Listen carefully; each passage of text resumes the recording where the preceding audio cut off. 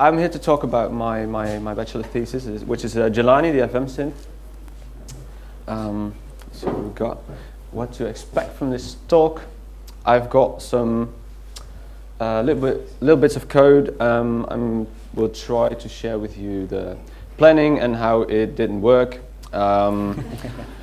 Everything some of the things I walked against when trying to develop this plugin with JUCE.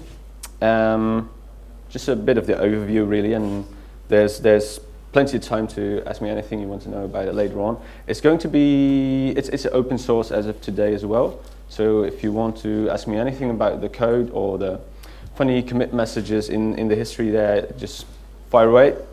What about me? I've told my story to everybody pretty much yesterday, so we can skip this now. So for those who don't know me, I've been a developer since, well, as a hobbyist since I was 12. Didn't like the IT studies, so I went into music a little bit and found the interesting mathematics and the effects and the synthesizers there, and went back into software from there. And right now I'm here, so that's how that works. Okay, let's talk a bit about what my assignment was really for this synthesizer. I was working for the Art Academy, HKU in Utrecht, and they had sound design classes using, 10 years ago they were using these rack Yamaha FM synthesizers, and because the classes grew and only one person at a time can use a synth like that, and it takes some time to program these things, well, they needed something else. So then for some years they were using, some household product in FM synthesis, and they needed to change into a more, a product that was more specified for those classes. So I was there to build that really in, I guess, half a year, something like that. So can we get some hands? Who knows how frequency modulation works? That's good. So I don't need to explain simple FM to any of you with the carrier, the modulator, and what an operator is. It's like it can do both. All right.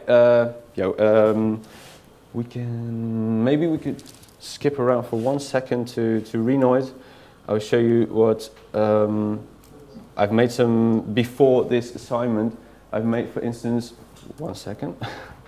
So this tool right here, which connects the Lua math library to this DAW-like program, so that you can just type in a mathematical formula right there, and it will plot that, and you can instantly play that, and then you can make simple FM work like that, and then you have this.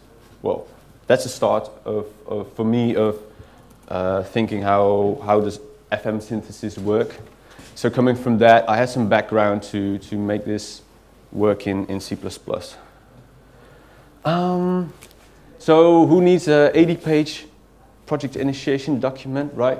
So I'll just have this 1-page planning for iteration 1 and 2, and have a agreement on that with my with the guy I was planning to make this with.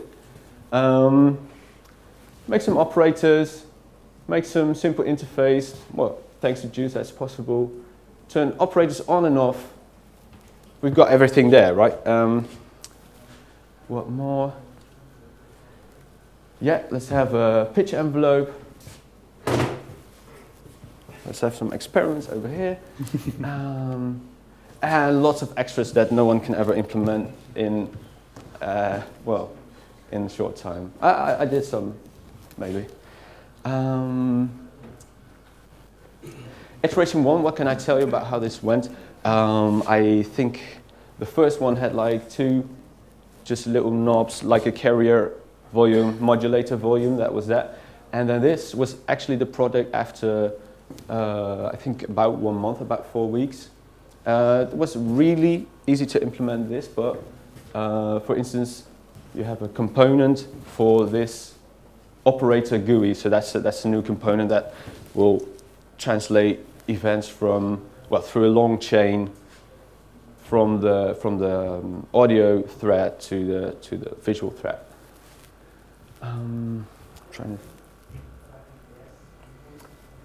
This is what the Git history looks like. Of course, you're going to have commit number 1, commit number 2.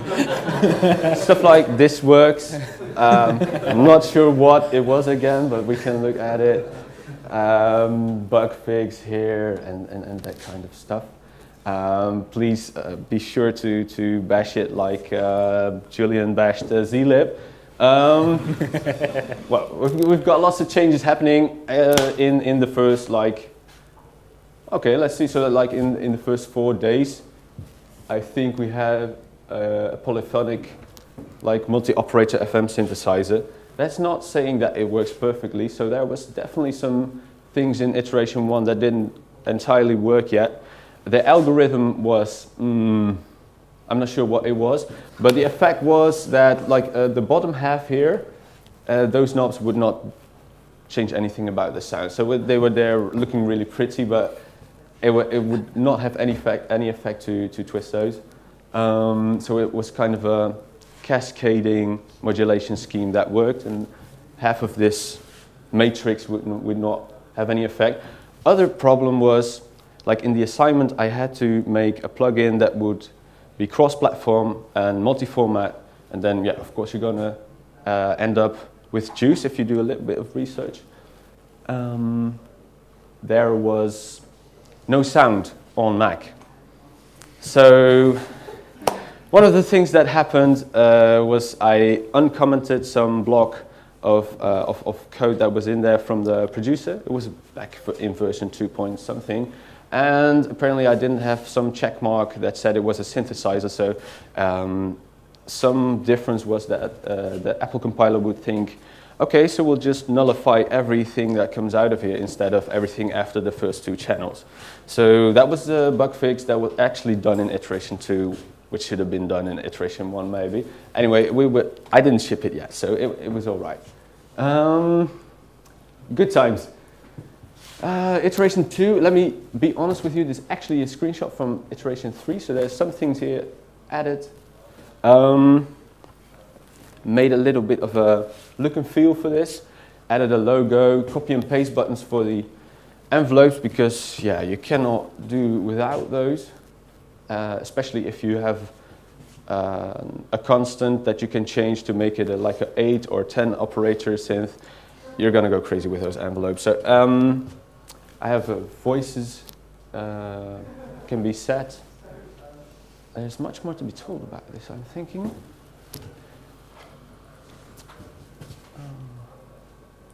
No, there's nothing to be told about that. We will hear something from that. That's more interesting maybe. And you can definitely look it up.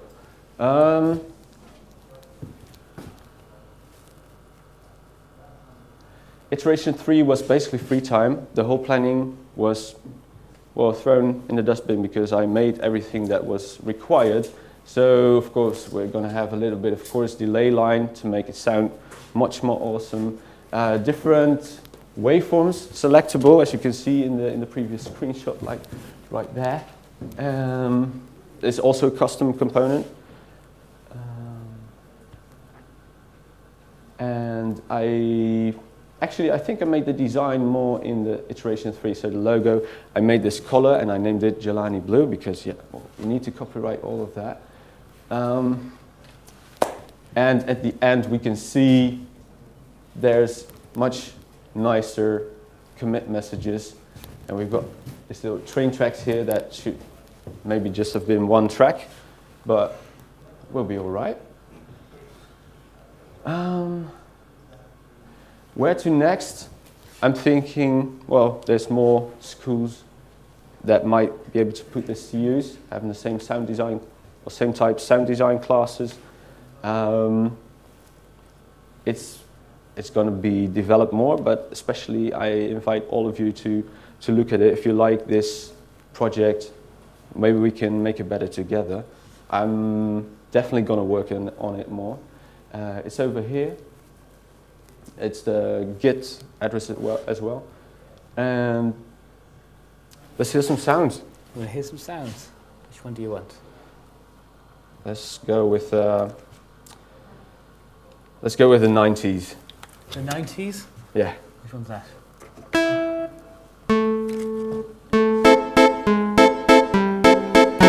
we go. The Root. You want Darude Sandstorm? No, let's not.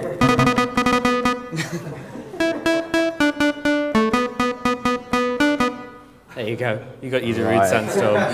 Beautiful, beautiful. Why don't you show off one of the other sounds? Some 8-bit. Everyone in the Rowley office has heard me play this.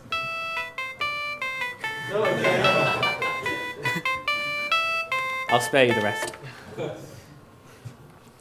Yeah. All right. Thank you very much. That was my talk.